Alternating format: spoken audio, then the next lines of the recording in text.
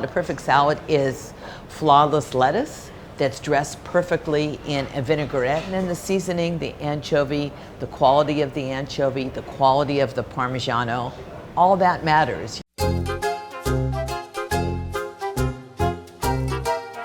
Well, first of all, the Nancy Caesar, it has a little salad on one side of the plate, and the vinaigrette that it is a garlic Parmesan dressing, but that whole Caesar component is on the other side in the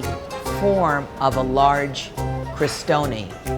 that we slather with a garlic aioli, so a garlic mayonnaise, and then we layer that with some braised leeks. We slice some hard-cooked egg,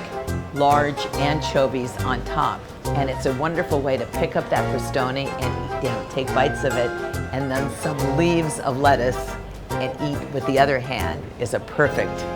dish for me.